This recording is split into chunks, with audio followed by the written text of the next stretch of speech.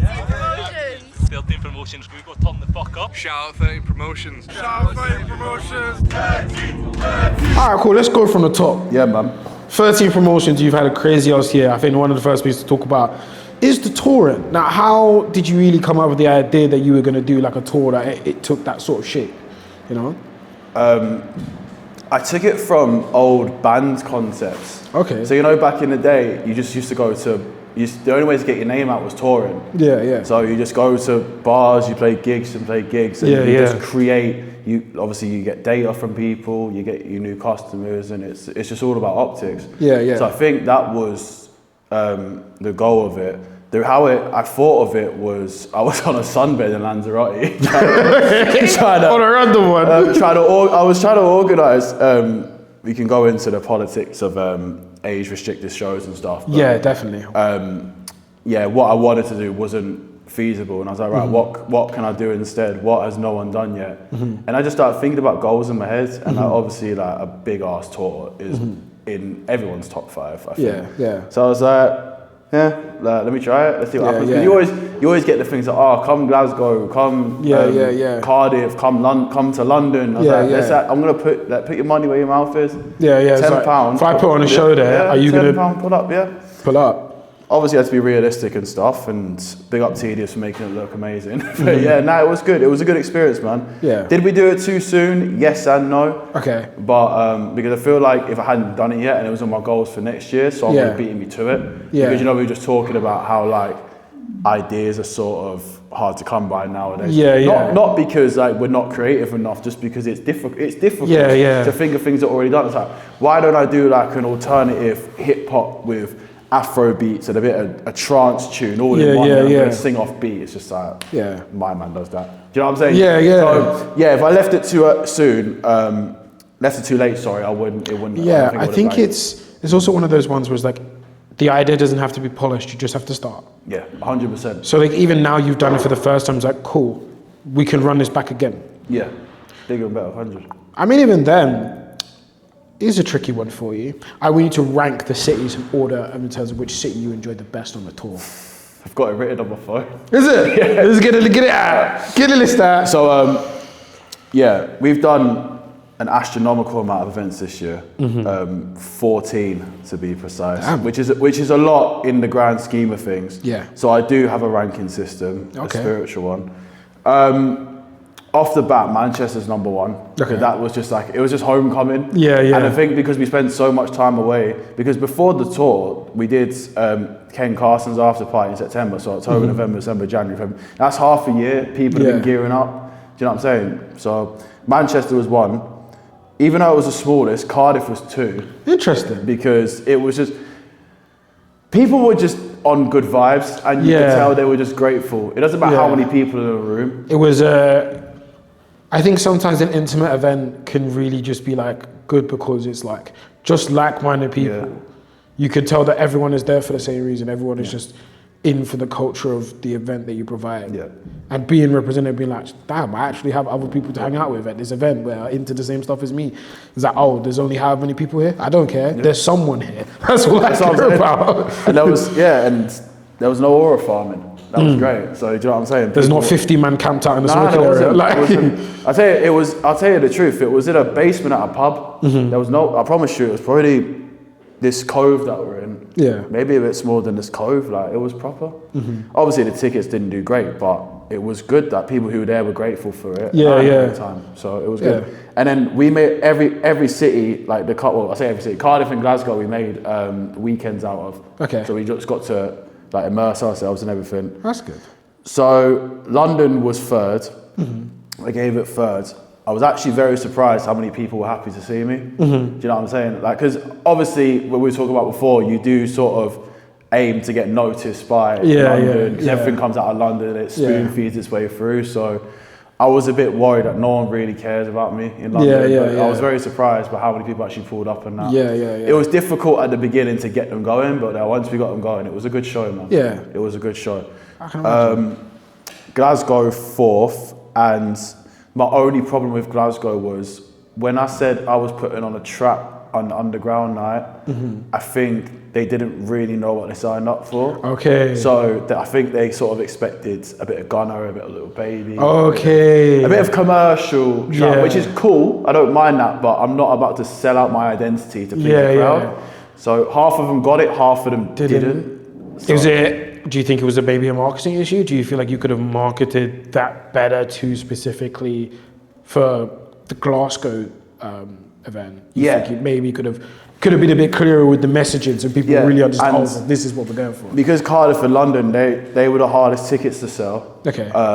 I did have to make it very clear cut. Yeah. Like I started put even things like, instead of putting the genres on the fly, I put the artists. Yeah, I've noticed you've that started doing goes such a long way. So Yeah. it was just doing things like that and just saying like, do you want to hear this artist? Being really particular, being really specific. So when the people came, they knew what they signed up for. Yeah. And then there's nothing against Birmingham being at the bottom. One of it was a technical issue. Oh, okay. It's like when you got flat sound, it's you're in a not band. good. You're in a band. It's not looking good. And then we didn't sell that many, but we sold okay. Like we did okay. It wasn't the least tickets that we sold on the tour, but we didn't sell as much as we thought we would. And then people just came really late. Yeah. So what happened is a flock of people come at 11 because they're the punctual ones, and because every city was punctual, and then the next flock of people didn't come till like 1 o'clock. Yeah. So they thought, obviously, you give the benefit of the doubt, but 2 hours you're thinking, is that it? Yeah. And the next people came and they were like, is this it? And they went. So if everyone actually like were in the same room at the same time, it would have been sick. But obviously, those who did stay got to experience it, and they had a good time. I think it's really weird how like a lot of concert etiquette is lost. Yeah. On like the newer generation. I think it's something I talked about with SIBO, where it's just like we came out of lockdown and forgot how to behave. And also our generation forgot that we need to teach the younger generation how to behave, and that includes things like concerts. And I think a big part of like is going to a gig at a decent time, right? And also there's this weird thing where people don't have respect for warm-up acts. Because even then you'll put out a show. They don't have respect for DJs, bro. Literally, do you know what I mean? We got time for that in a bit, but yeah, it's weird you say that, but I think that's only happened since. It's weird. I'm not saying this is the UK's fault, but I think that's only started to happen since the emergence of the UK sound. Because before then, when it was mostly or strictly opium nights and whatever, and Black and Tan was a viral snippet. Yeah. It was like people were on time. Yeah. 11 o'clock, 12 o'clock, they were ready to go. There wasn't time to warm up. As if you're not playing Heat from 12. Yeah. Do you know what I'm saying? Everyone, you're playing all the hits that they know, but instead you're like, let me get an artist to get an opportunity to some up and coming artists, because that's how a good ecosystem works. You're supposed to be able to give them opportunities, play those songs early in the night, play some new music. 100. But now they've definitely adopted the more commercial. It's fashionable to be late. The party's got to wait for me. Yeah. Do you know, I agree. I agree that now. When it first started, it wasn't like that. It was the complete opposite, and it was a refreshing thing. But now, I agree. But that's what we're here to do. That's what we're here to teach. And I think it's. Do you think it's a cultural problem in a way? No, I don't think it's a cultural. I don't know, really. I think everyone just wants to be it. Everyone wants to be that guy. Yeah. And it's called the 1% for a reason, buddy. Which doesn't mean you can't be lit and like be a good person and be fly and be whatever, but not everyone's Playboy Carti, bro. I have a really funny idea about this. This is weird theorem that I've cooked up. I call it Syndrome's master plan. Have you obviously watched Incredibles? Yes. So Syndrome's plan was to make everyone a super, and if everyone's a super, no one can be. No one can be. This is a similar thing. Everyone is trying to be special, and if everyone is special, no one is special. Yeah, Ed hit the blood before he came in. He said, "Nah, listen, hear me out." Like, right, it was so right. So like, if everyone's trying to be the flyest guy in the room, no one's fly. So it's like, because everyone is pretending no one is real in that sense. And it happens with DJ culture as well. Everyone wants to play the main set. Yeah. Even the warm-up DJs don't know how to warm up. Yeah, they just want to play all the main stuff, and that's why like events and that suffer as well. Because I remember back in the day when I used to be into like trap music, when like R.O. Graham and all that guys would come up. One like duo I really liked, I don't know if you remember them, Flostradamus. Yes. They were sick. And one thing everyone says about them is that we hate playing after Flustradamus, because Flustradamus just got very known as being a brilliant warm-up act. And even the main acts were just like, I don't want to have to play after that. And I think that's an experience that gets lost when we have too many people that want to be the main guy. No, be the underdog that gives the main guys a run for their money. It says, no, you have to keep your standards high or I'm just going to come over and steal your thunder. Yeah, foundation is everything. Yeah. Foundation. And that's sort of the fundamentals I try to build into 13, because we needed strong foundations. I don't care if the room had like 40 man in it or like 10 man in it. If the event was jumpy, it was jumpy. Simple as that. It doesn't matter. You just need those 40 people in the room to want to go tell everyone's like, yeah, I went to this event. There wasn't many people, but it was actually cold. Like, you should come next time. Yeah. I think that word of mouth, even on the internet, is still important, because those 40 people, they have a TikTok account. Do you know what I mean? One of them is going to make a video, it's like, yeah, I went to this event. It was actually kind of cold. Yeah. Or on the next video, someone's going to comment about, yeah, I was there. Yeah, it was cold. Or like someone's going to, a lot of different underground pages do like, oh, what events are going around? And someone's going to be like, yeah, 13 promotions. Come on, go to Trap at Night. So sometimes it's just like, it's okay to be like, no, I'm not that big right now, but I'm going to give all of my energy to the people that have shown up. Because I think word of mouth is really important. Yeah. I think it's still relevant in today's age. I mean, speaking of word of mouth, I think one type of event that you do that really relies upon that is your more like uni-orientated events around like uni students in the local Manchester scene. So what made you specifically try and delve into that? It's honestly because I didn't really want to have to deal with the safeguarding stuff with like the kids and stuff. And then I won't tell the full ins and outs, but there was a big crackdown on underage events in the city, because unfortunately things happen to people. Yeah, of course. And the council cracked down. It was just one of them. You know when that song messes about in class and you all got to stay behind? Yeah. So it's unless you can sell out the academy or them big venues, it's near enough impossible to organise. So it was just, we kind of just don't have a choice. So we just made the best out of it. But I just always did. I wanted to put on parties. I wanted to put on raves. Like, I didn't really, that's what I'm saying. I didn't really think about the whole concert thing before and stuff. And then after I did a few, I turned around and asked the people like, yo, what is it that you want Manchester to have? And then that's where I started to try and incorporate more things. And it was the only way to grow bigger, essentially. I think you took a really brave step trying to do going specifically for the 16 plus event for the last Trap at Night. And I think it's interesting because there is a demand for it, and I think it's very specific for the UK underground scene because of how young the scene itself is. Not just in terms of the infancy of the scene itself, but like the average UK underground rapper is like 17. The average fan is 16, 15. So like, interestingly, I will make a video explaining something, and when I get a lot of comments being like, oh, you're overthinking this, that, and the other, I'm patient with them because I'm like, you're 16 years old. The things that I'm talking about, you haven't seen yet, but I have. Yeah, because you want to be mature. Right. You want to come across intellectual and mature. It's not even just that, it's just the fact where it's like, we need to be patient with them.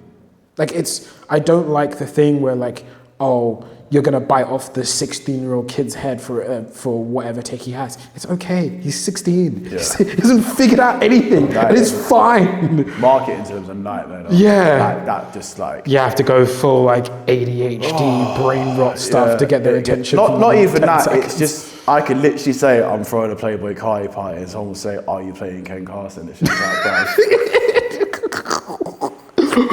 but like there is another part of it where I'm just like. I'm seeing the GCSE results coming out of this batch, and I'm like, I mean, there are societal factors as to how this happened, but like the kids are a bit dumb. Yeah, it really doesn't help. It sometimes it's not because I feel like I'm just smarter than everyone. It's just more like the age thing. I do something like, is it weird that I'm here? Like, am I bugging? No, literally, like. No, literally 100%. But going back to your point about there's a demand for like 16 plus shows. And with up north, it's very difficult because unless you blow the cash on the people that actually you want to be seen, to be there, it's really hard. It is really hard. Especially because it's harder because the artists aren't always up here. Yeah. either native to here or coming up here to play the show. Even though you've done pretty well in terms of a trap at night and getting a lot of artists up, but usually the artist is what draws the crowd, right? Sometimes. Unless the brand is more established. You're right, but I think the unique selling point of 13 Promotions is we're that anomaly. Okay. Because I think that I built this on how good of a, this sounds like I'm just like sucking myself off, but like how good of a DJ I am. Yeah. And that is a human psychological thing. Yeah, which I yeah. can break down to you if you want. Like, But even then, like, that's always been true. Like, good club nights just had good DJs. It's always been a thing when I was a clubber and I was a raver. I'd go to events because, oh yeah, this DJ's cool. This guy can spin tune. But I don't think kids really understood that until it physically or mentally affects their psyche. Yeah. So they won't understand why they love 13 so much, because they do just play, maybe they play similar music, but it's the way it's presented to them. It's the experience that they get. So I built that foundation because the goal of 13 was to allow me to play music I actually wanted to play. Yeah. And to be that, like, that big DJ who gets booked to play these songs, not the big DJ who plays throwback brunches or who plays like how I wanted to be like. My inspo is like EJ, innit? Let's put it that way. Like, I give that girl her flowers every day. Like, so that's like, that was my personal goal, and that's the reason I started 13, because no one was booking me for these events. So I was like, I just got to do my own then. Yeah. It's like, this is the music I want to play, but it's like, no, this isn't what we need you to play for this crowd. But you're like, don't really want to do that. Yeah, and I feel I'm gonna do my own thing over here then. And then going back to what we were saying at the beginning about how like the mainstream bloggers and reporters and these pages have like picked up on it and stuff. I feel like that's why I react to them so emotionally. And sometimes it obviously that can just come across catastrophic. Yeah, it can be really annoying where it's just like, oh, it's like you only just picking up on all the work I've been doing for the last 2 years now. Yeah. Where were you however long ago? And sometimes it's like, on the one side, it is, yes, they did drop the ball and the scene was very much missed in its conception and they did kind of turn their nose up at it. But there's also the element of, well, that's also just how things work. You gain notoriety, you build a foundation, and then the eyes come on you. It's kind of like, well, it's kind of a rite of passage. You kind of just have to do the grunt work first and claw through the mud. But you wish that people didn't purposefully make it harder for no reason or out of, I don't know, a false sense of superiority that they might feel. I just see it as like in a tween analogy. It's like the jocks. There's no, like, the jocks will just take what the underdog has and run with it. The jocks will always win. Yeah. I don't want to see that. I want to see like the misfits win. I think it's one of those ones where, oddly enough, I think that is the misconception we've always had, because it's like, it's a self-fulfilling prophecy. We always believed it was true, therefore it will come true. But then once upon a time, somewhere along the line, we just stopped believing that it was true. And then over various cycles over the last years, the cool kids ended up being late. Yeah. I don't know what happened. I think it was somewhere in like 2015, I want to say, that this was the first time we were seeing like, oh, the cool kids are late. Like, the cool kids aren't what everyone thinks of the cool kids anymore. And I think even then, in terms of like, this generally tends to happen when a subculture rises into mainstream appeal. The cool kids are like, oh, we're late. And they don't really know what to do. Yeah. Right? They get kind of confused. They'll try and turn up their nose at you at first, but then you're too big, your cultural impact is too strong, so they can't ignore you anymore. Yeah. So they have to find a way in, right? Even in a industry financial sense, right? The majors may ignore you for a bit and try and shut you up, but if your cultural momentum is so strong, they can only do it for so long. It's like inevitability. That's why when they put in their input, I'm the first person to be like, sit down. Yeah. Shut up. No. But yeah, you just got to be obviously careful of that, because if I'm going into mixtape madness or bloggers' comments like saying, nah, you're wrong, whatever, it's just like, it's not good for relationships, that, because they're still big, like, industry pioneers. You just got to be careful, innit? But I think it's also one of those ones where, if your heroes, well, if the people you look up to and admire can't handle your criticisms of them, that's more their problem than it is yours. I think, yeah, but one of my, I feel like I take this as a sales tactic as well, is aggression. Yeah. So I feel like I'm a bit always on the front foot. Yeah. Type thing. Like I know how to like obviously maneuver and stuff, but yeah, like it's like the music, innit? It's aggressive sales tactics. It's aggressive. Like you just say what you say. You just mean what you say. I think it's also an interesting thing where when we're talking about in terms of, I guess we could talk a little bit about like the after parties that you do and how you advertise those. It's very much this is what it is in terms of like, I'm doing exactly what it says on the tin. It's like, you're going to the Ken Carson show that's round the corner, come to this after party afterwards. Yeah. I'm not even doing it in any sort of like bells and whistles or any sort of like hook or anything. It's like, no. This is the plan. Are you in or not? Yeah. You know? Is that more of your personality coming through as to why you market your events that way? I think because because this scene and 13 is such a reflection of myself. I'm just, and you have to be like, this is who I am. If you like me or not, then it's like, cool. Yeah. So I guess you could say that sort of comes out in my marketing. It comes out in the way I do things. Yeah. That's a good point. I've never really thought of it like that, to be fair. But yeah. It's just because it's who I am. Yeah. Genuinely, like I'm not some trend hopper. I'm not on this. Like this is who. Even before I started 13, this is what I listened to in my bedroom. These are the songs I'd always try and break into the club. Yeah. And always have people looking like, what's this crap? Like, this is honestly just who I am, and that's why I feel like that's why I care so much. Yeah. So I think it's one of those ones where passion can often be rewarding, but maybe not in the way that you expect it to or want it to, right? I think, sure, it may not make you into some superstar, but it will create something that matters to somebody. Yeah, and I think and I feel like I've definitely built something for the people of Manchester and the people who live up north. Like this is a safe space to be yourself. It's a community of like-minded people where you can just come and just forget about everything and just be yourself and listen to some good music and make some friends. I always get stories, people are always saying like our friendship group happened because we came to a shop at night, or I met this person like here, or I saw this guy at a festival, he had a 13 flag, so I just stayed with him the whole time. So what you're saying has definitely come to life, and what I was saying earlier, unfortunately, I'm not sure if 13's name is in the discussion of cultural impact, because we're not Orcs London, we've not like done the biggest shows in the scene as well as manage Kid.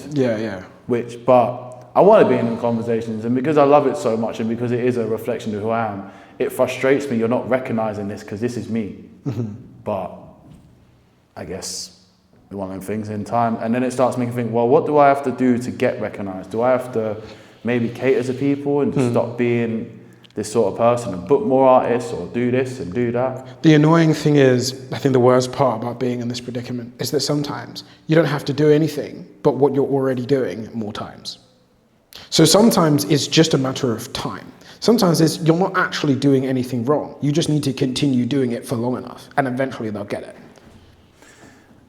Yeah, and that's what I told myself as well, and that's why I really doubled down on the events this year. Yeah. There was no room to do like, we're going to be Mystique and do 1 or 2 events. I'm like, no, we're going to absolutely hammer it. We're just going to absolutely. It started with tour, and I thought after tour I'd do a 16 plus, and then that'd be it. Yeah. And then like my brain just kept going off and going off and just things, and now here we are. Obviously, Christmas will be the 14th one. Yeah.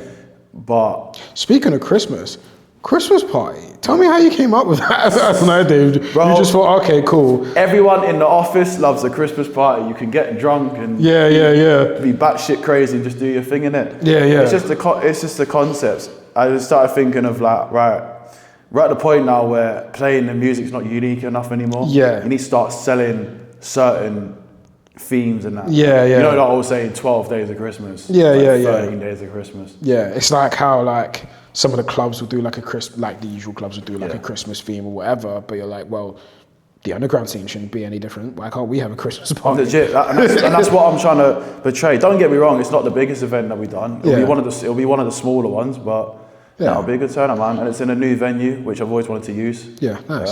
So yeah, I'm looking forward to it. And by the time this comes out, hopefully it would have been a raging success. Okay. And we'll sit back laughing at it. So yeah. Even then, New Year's.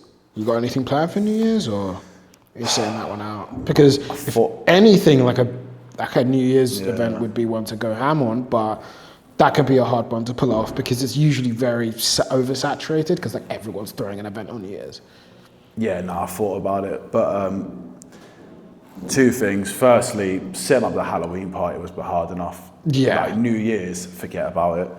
Because you have to find a way to put it in a location that people can get home from based on the amount of transport that's around. And you're like, and I think a lot of people generally when they look for New Year's Eve parties were like, can I get home from there at 1 o'clock in the morning? If the answer to that question is no, they're not going. Yeah.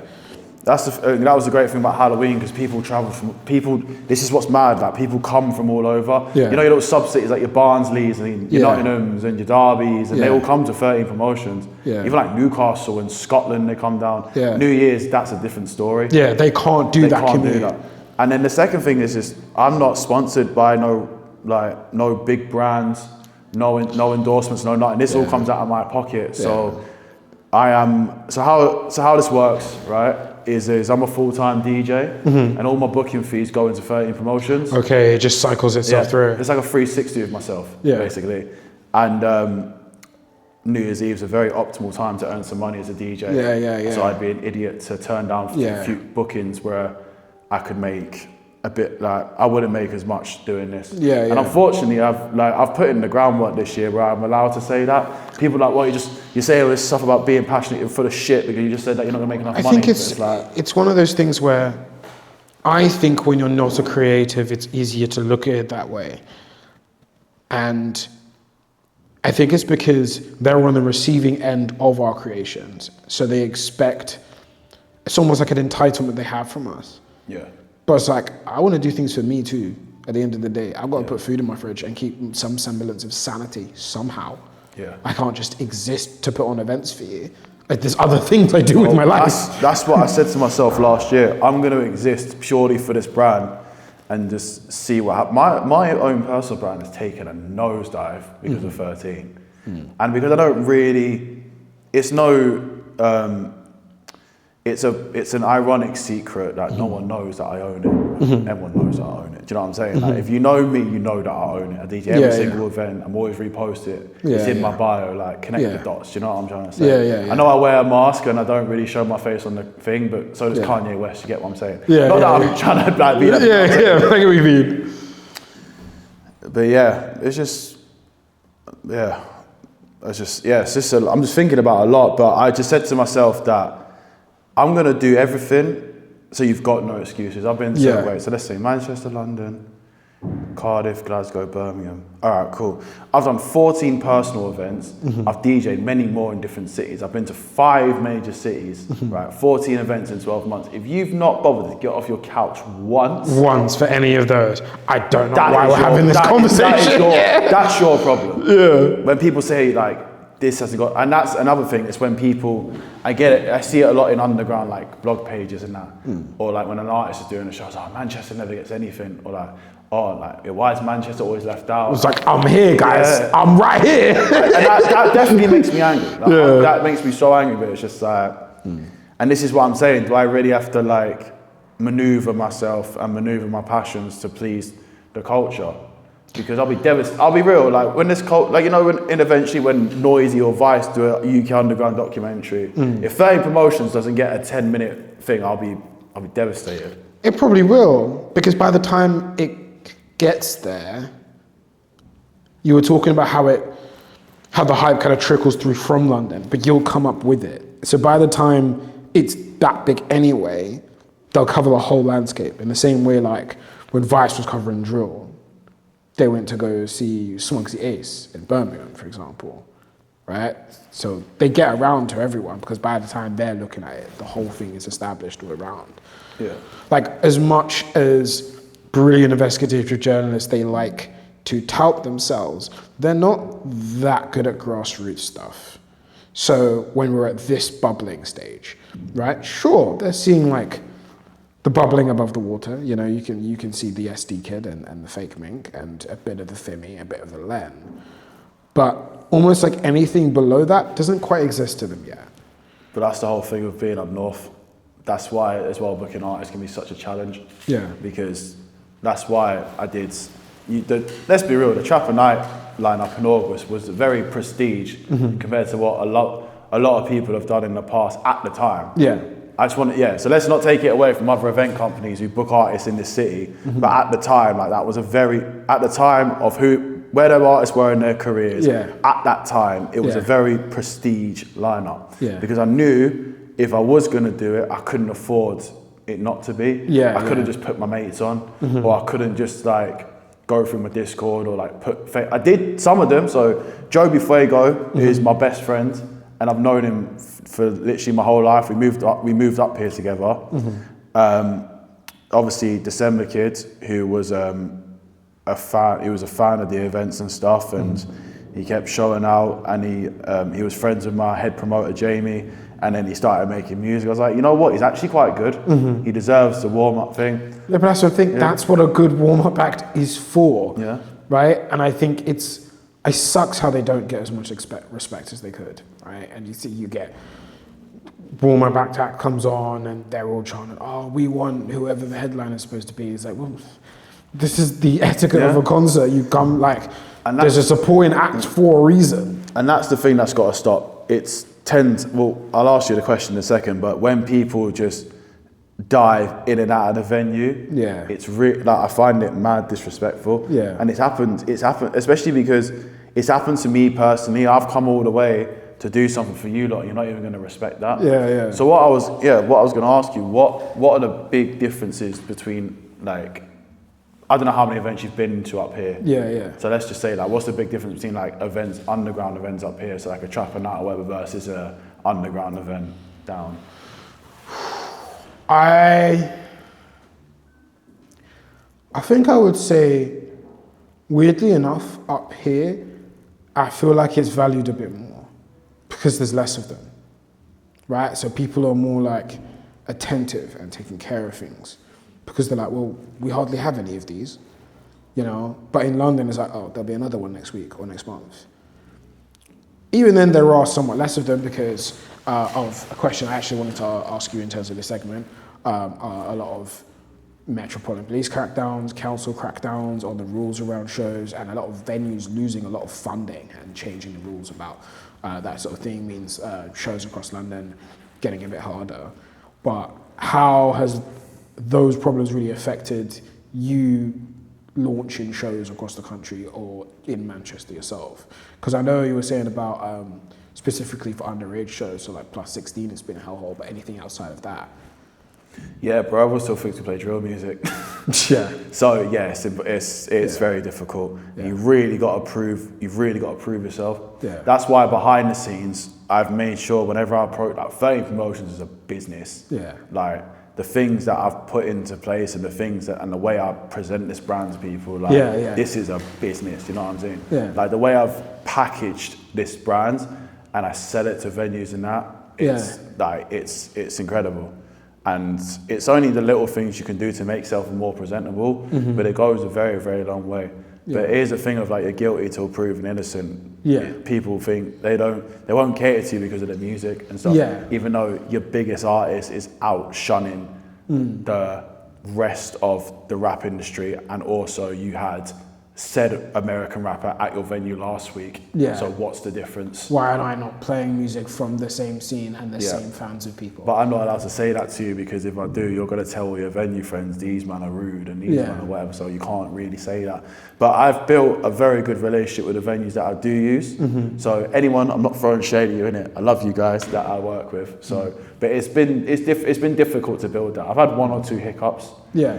But it's part and parcel with running events in general. Yeah. So I think it's what we were saying earlier, in terms of the dinosaur and the meteor. It's like you have to do business with the dinosaurs that don't realize the meteor's here, but you're trying to give them a life draft, and for some reason they're not taking it in a weird way, right? Even though it doesn't look like it, because we're a somewhat small to mid-scale event that's in a bubbling subculture, but it is a life raft. Yeah. If you actually look at the cultural landscape properly. That's why I feel like a lot of venues, when they say about indie venues don't get funding, and unfortunately a large percentage of venues are closed down. Yeah. Some of them, not all of them, some of them do bring it on themselves. Yeah. Because you're declining my money. Yeah. Fortunately, I'm at the point now though where it's like, listen, look at here's my portfolio. That's the great thing about running 14 events as well. Yeah. I'm not been like, oh, here's my free sick event, bro. I've done nearly 20 events. Do you know what I'm saying? Look at this, look at that, look at this. You see the numbers, you see the people, you see the community.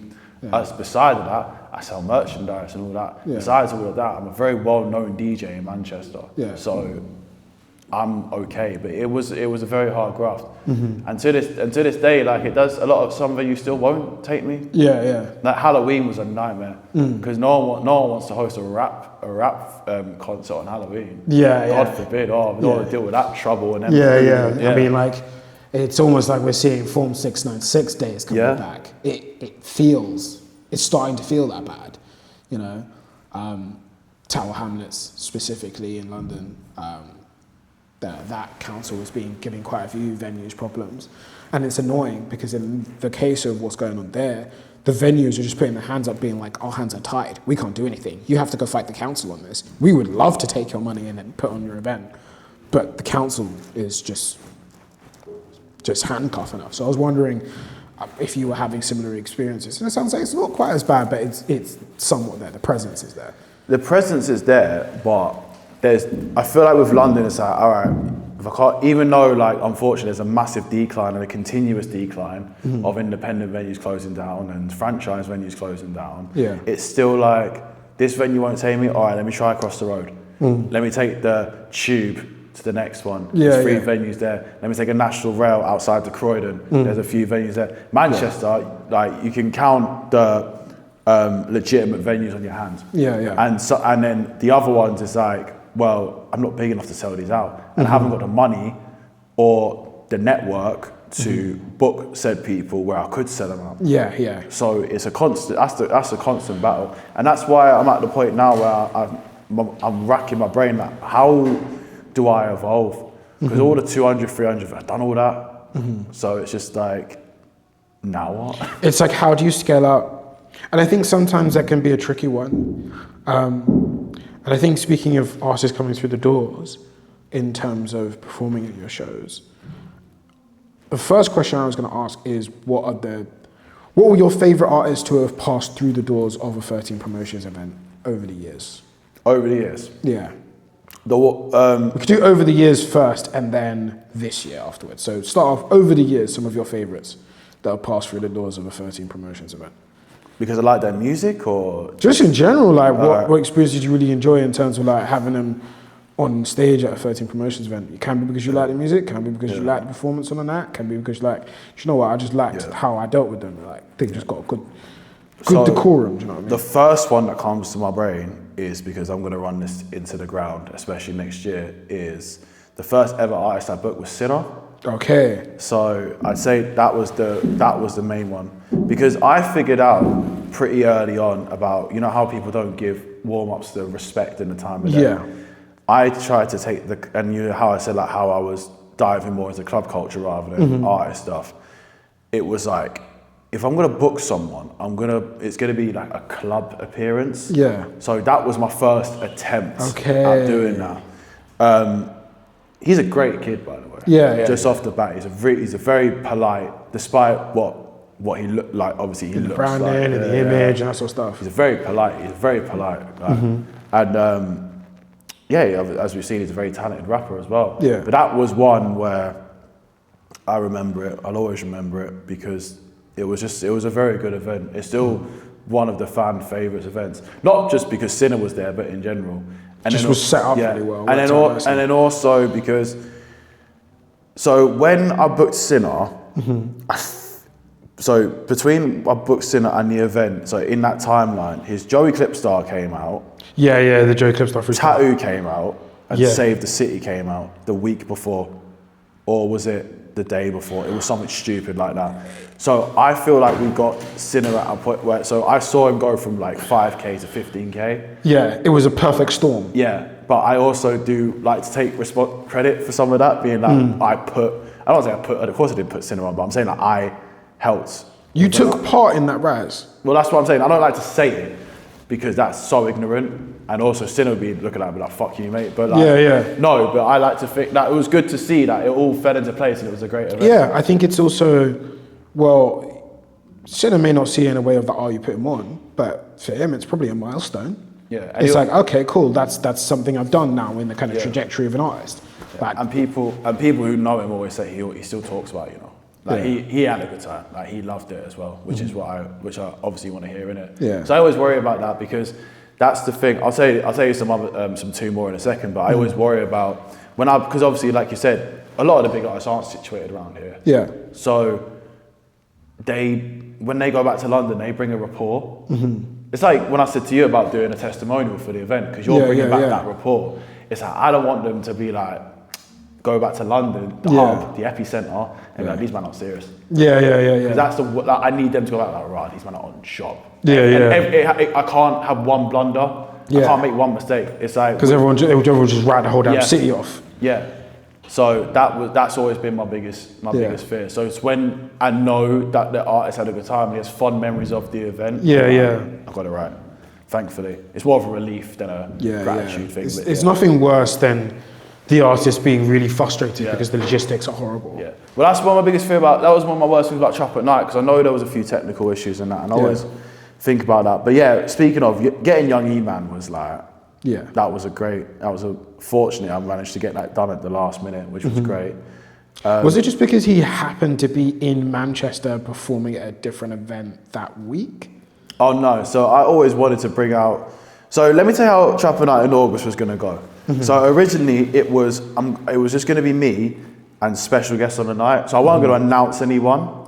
Okay. But the people who I wanted to, so if I'm going to bring special guests, they've got to be like, special. You know what I'm saying? Like, and it's either they wanted too much money or for my level, or they didn't answer, or they just said no entirely, whatever. So I said, all right, cool.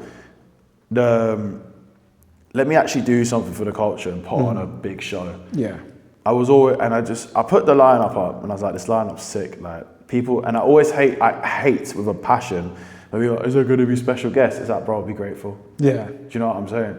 I've given you everything. I've given you everything you can have. Like, you got the wings, you got the rice, you got the steamed veg, you got extra gravy, you got the plantain, you got the dumpling. It's just like, but if you've got ackee and saltfish. You said, have you got ackee and saltfish? Listen, there's a whole heap of curry mutton and jerk on the plate. And oh, where's the ackee and saltfish?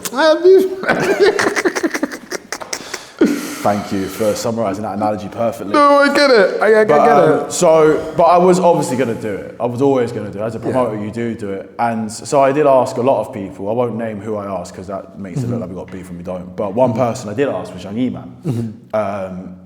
I asked him from the beginning. I didn't hear from him. But he was blowing up. And he was popping out at every show. Yeah. So I was like, fuck this. I need to find Was that when Bigger had come up? No, it was... it was way after that. I think Steve's Kills was out. Okay, yeah. Steve's Kills was bubbling, so yeah. Because he performed Iron Trust for the first time. Yeah. At Trap at Night, which was sick. But I was like, fuck this, I need to find this guy. I need to find how to get him. So I asked everyone I know.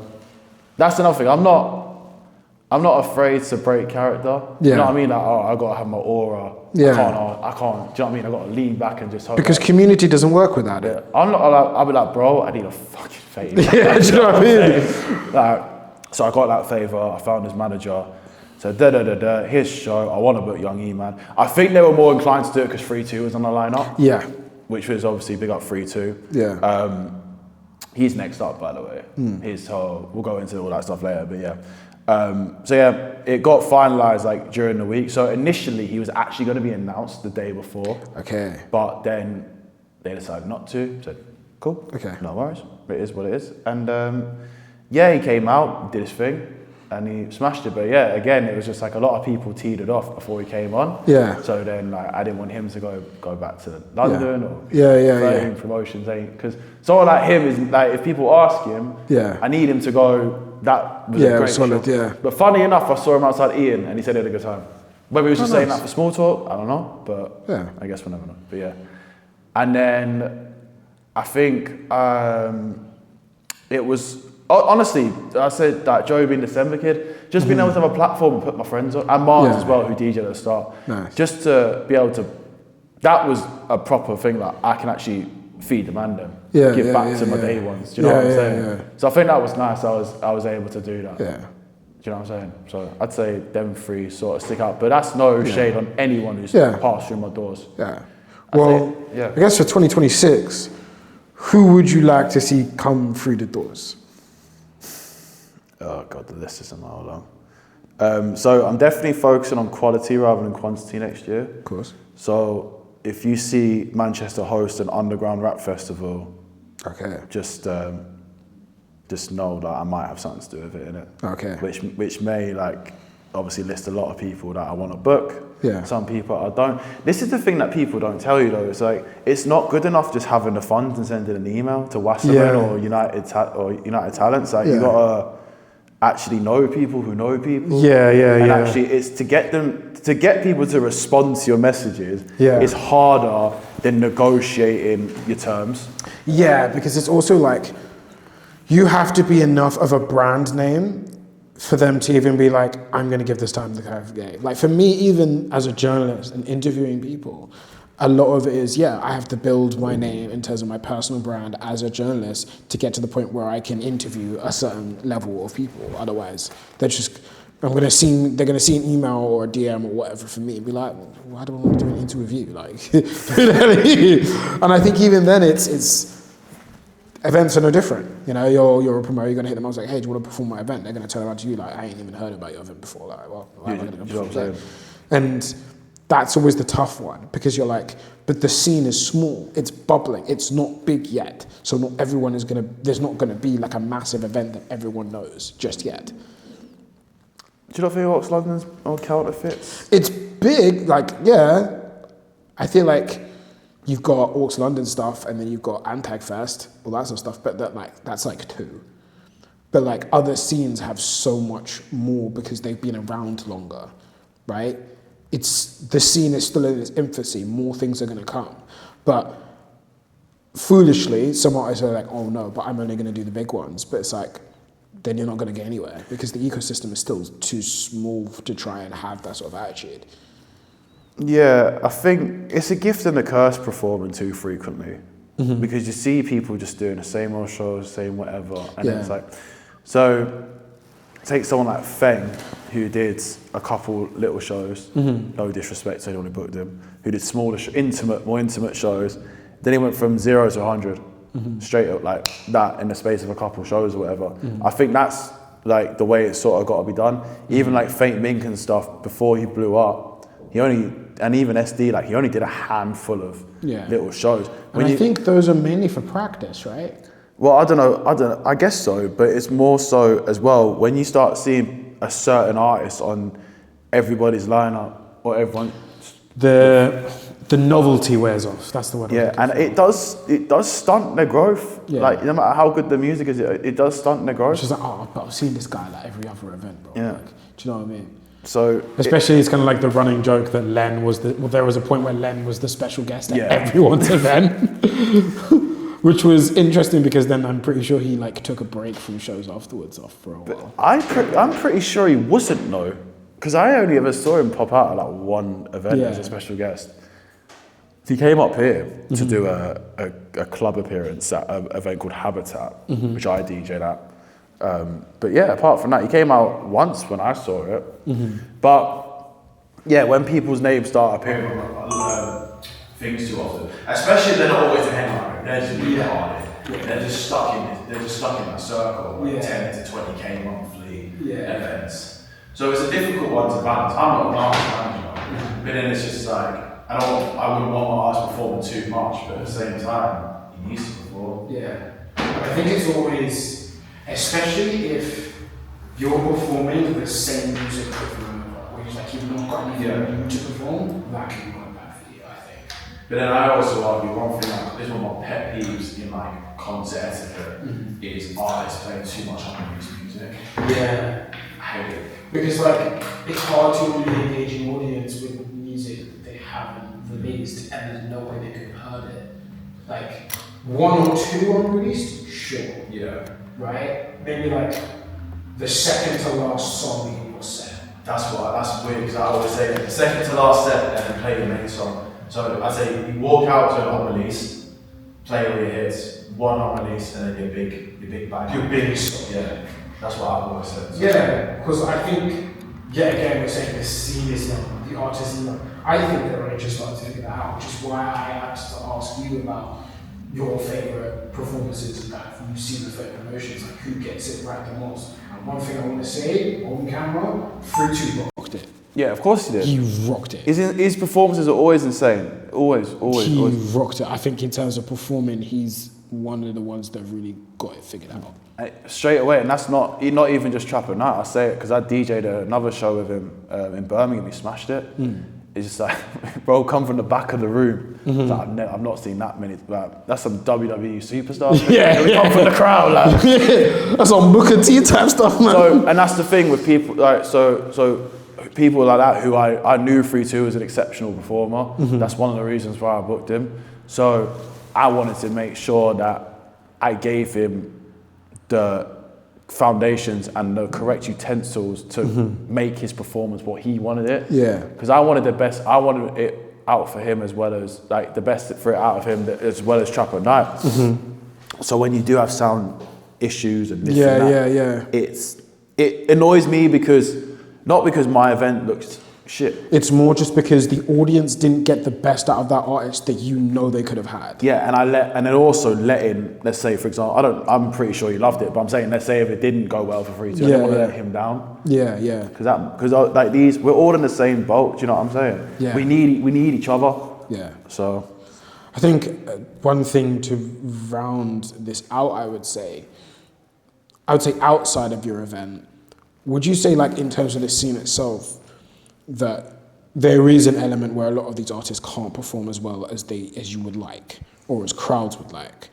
Because even outside of 13 promotion, just the whole landscape, it's the classic stereotype of you spray 2 bars every minute and then shout, yeah, or I open a mosh pit and that's your performance. But it's like, can you actually rap your song? Do you know what I mean? Yeah. So I've grown up with obviously with just music, and I've always been into I love live arrangements. Like my best friend's a live sound engineer. I really zone in on that sort of thing, and I can really obviously I will be the first person to go up to someone and be like, bro, that was sick, because people need to know they did a good job. Yeah. So yeah, I think the best way of putting it right is, you see how many outfit changes Carti went through this year? Because you know at the beginning everyone was like, you lot just want to be like Carti. And he obviously built the foundations of go on stage and scream. And I think the amount of outfit changes and the stylistic changes he went through. I think as a rapper he did, but not necessarily as an artist, because... Yeah, so what I was going to say is I've always said, right, the amount of outfit changes Carti went through this year just shows, my guy, just be yourself. And I think that's important. You can take that into performing as well. You got to be yourself up there, because that's what's gonna. The only thing different between the guy on after you and the guy before you is you as yourself. So you got to be yourself rather than trying to mimic the opium rock star alternative like scream and open the pit. You need to be yourself when you're on stage. Yeah. But even then, people don't understand that just from performing the song itself, well, you can very easily energize a crowd and be known for having the craziest shows ever. For example, DMX, rest in peace, his shows were absolutely nuts. Wild. Insane. But all he did, really, he didn't do anything that crazy. He just performed his songs really well. That's pretty much it. But damn, was he really good at it. So I think just doing the basics of, can you literally spit a 16 bar or 32 bar of your own song? Can you actually do it? And the alarming thing is a lot of artists actually can't. A lot of artists in this space, like the younger ones coming up, they can't. And I think in a way, it's because they want to skip steps, right? I think there's almost like they're trying to jump the gun. Everyone wants to go from zero to superstar. Yeah, and that's how we're conditioned because of the instant gratification. Yeah. And the dopamine hits that the music gives you, as well as obviously the social media age, innit? And I think the annoying thing is because of sometimes the stars that we have now are shrouded in a bit of mystery. People don't know that there were no shortcuts for them either. There were no shortcuts for SD Kid. There were no shortcuts for Fake Mink. There were no shortcuts for Fang. There were no shortcuts for Fimi. There were no shortcuts for Len. Len was doing the uni circuit however many years ago. He was doing like uni tours. So was Fimi, so was Odds Money, right? There was a whole scene of people doing the uni circuit. So I think if there's any advice to give them on that line, for me it would be there's no shortcuts. But what would your advice be to younger artists, maybe younger artists that may come through the doors of 13 Promotions at some point? What would be your advice for them? What, as in like in their artistry or just their performance? I would say performance. Yeah, in terms of performance, what would be your advice to them? Learn your words, bro. You're gonna learn your words, you know what I'm saying? Literally. Learn your words, talk to the crowd. Yeah. I love it.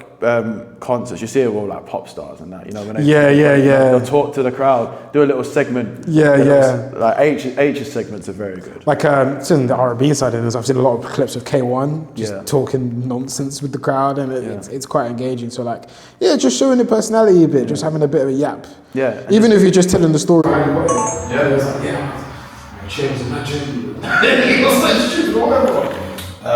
Who was forgive me for forgetting your name. What's her name? The artist that warmed up for Jim Legacy. She's on the album. What's her name? Bex. There's that one. She's singing on the album. Wait, on Jim's album? Yeah. It starts with D, I think. I feel bad doing a day like this. I'm so sorry. Oh, dude. I'm so sorry. Because I don't know. Was she noted as a feature? Is my question. I'm pretty sure she was, but on which? Next News Agent. Yeah. She was very good at that. Mm-hmm. Forgive me for that. I'm so sorry. Your set, Manchester was amazing. But no, she was very good at that. Yeah. Because she was like, right, no one here knows who I am. Yeah. So I'm just gonna go in there and just be silly. It reminds me of this set. I can't remember her name either, but no, let me escape me. She was doing a concert. No, she was doing a festival, and Future was supposed to play after her. Right. But she's like, oh yeah, I know you just came in for Blip Future. You just want my stuff. And I was just like, really good. And then everyone was just like, oh, she's kind of funny still. Actually, no problem, is it? So like, yeah, she's got a bit of a bump on that. I think showing your personality and performance. And also, your personality, just being honest with people, you just show I'm just a genuine brother. Like, I'd be here for Future as well. I don't care what I'm going to play. But when you hone in on that, and it's just like, it just gives you the whole nothing to lose mentality. And that's when you get the best out of people. Because it's like when you're DJing in your bedroom, or like you're boxing in the gym. Do you know what I mean? Like, there's no lights, there's no stage fright, there's no pressure. You've got nothing to lose. You're just having fun with it. And that's what brings the best out of people. The reason you do music is because I hope that you find it fun and that you enjoy it. And obviously you hear it all the time where it's like, you used to enjoy this, you need to capture that feeling back of when it used to be fun. And you have to hone in on that and figure out how to utilize that. Yeah, I think even just the learning the words part is like, do the very simple thing of just rehearse. Yeah. Like actually rehearse your songs. And here's one thing, I actually think it's connected to the fact that a lot of underground artists and rappers, they solely rely on punching in. My theory is very simple. You can't do something that you've never done before, obviously. Yeah. So if you've never rapped your song from beginning to end before, in the booth, at any point, of course you can't do it on stage. If you make all of your music punching in line by line, that's all you're going to be able to do on the stage. That's your cap. That's your ceiling for your performance. Right. If you've never, even in the booth or just anywhere, just got a mic in your hand and practice just rapping a verse of your song, of course you're never going to be able to do it on the stage. But I think as well, like you obviously asked for my advice on it, so I'm obviously going to give it. But I'm not the person to teach them that. You think? I'm not going to call people out, but there are obviously they look up to their inspirations and the bigger artists who aren't necessarily great performers themselves. Yeah. So Is it almost a problem where they set a bad standard? Yes, and you just need to lead by example, and that's it. A great example of like, just because you're a bad performer doesn't mean you can't change. Like, look at Yeet. Yeah, he got so much better. He improved so much. So that's what I'm saying. It's possible.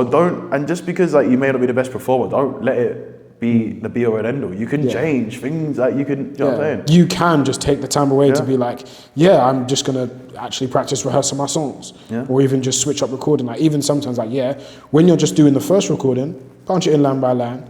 And then afterwards, you can go over it and be like, all right, cool, let me practice just rapping this whole 16 now. Now that I've got it laid down in the booth. Do you know what I mean? Just practice. Literally. Or when you're shooting music videos, actually just the beginning thing, when you're shooting a music video, just you actually lip sync, just so you get the rhythm right. Or when you're in the shower, put your own songs on rather than Celine Dion's. Like, you know or even then, not even just shower, like, slap on your speakers at home and just rap your song. Yeah. You should be proud of it. If you look at this tune's gas, you should want to hear it all the time. Just rap your tune, like just on a random one. Even if you don't have an acapella, well, not an acapella, an instrumental on you, just the actual song, just with the vocals and everything, just rap over it. Just practice doing it. No, fact. You know, like even then in the music video, you couldn't even try you might or even then you have to have the thing where don't just get things stupid. Yeah. But like, don't just lip sync the song, rap it. Yeah. In the music video, it's like, but they can't hear me rap in the music video. It's like, well, that's not the point. You get used to being in a high energy situation. Yeah. People rap a song. We're not expecting people obviously to spit like their whole 96. Just bits here and there, and especially like I've seen a few artists do it with like PAs as well. Yeah, that's one thing I want to like drum into people as well, like using PAs. Which if people don't know what a PA is, it's not strictly just a flat instrumental. It's like you have the chorus filled in, then like every 60 will be blank, and then you have like a filler word so you can catch your breath. And just do things like that. It's just a performance version of the song, right? It gives you a bit of room to just spray, and then a bit of room to just let the beat run. But again, you can't figure out a PA version of your song if you don't rehearse your song. And figure out which bits you want filled in and which ones you want to perform, which one you want as a section for crowd interaction, etc. Yeah, of course. And one last thing, if you want to elevate your performances, please bring your own auto-tune. I am not a discretion to supply it, please, my God. Because I'm going to start charging. Like, I have to start charging, I promise you. My God. I'm not going to start adding people, but that's another thing as well. You are responsible for everything. Your own music, your own DJs, your own vocal equipment, you're responsible for all of it. I'm just there to give you a place to perform it and hopefully put people in front of you. Yeah, I mean, obviously speakers, but that's a good one. But you need your USB, like if you have a certain mic that you like using. You know, I think people give artists a lot of a bad name for being divas, but most of them actually go out of their way to get the stuff that they need, that they're particular about. So that there's some performers that are like, no, if I don't use this very specific mic, I'm not performing. But they'll bring it with them everywhere they go. Yeah, that's different. So if I want to use a specific set of DJ decks, I'll bring them. Yeah, but I think we have to tell these new artists the same, which is like, if you have very particular things that you like on all your performances, make the effort to bring it with you every single time. Because we're not responsible for bringing them. I remember when I've been on tour. Who did I go on tour with now? It was years ago. I went on tour with M Honcho, and I walked past his crew. His briefcase full of mics, like these three specific, like some 007 thing, like briefcase full of mics. But that's what I'm like. They looked. The first guy I said, "Wow, they look expensive." Like they were like this thick. Like it was crazy.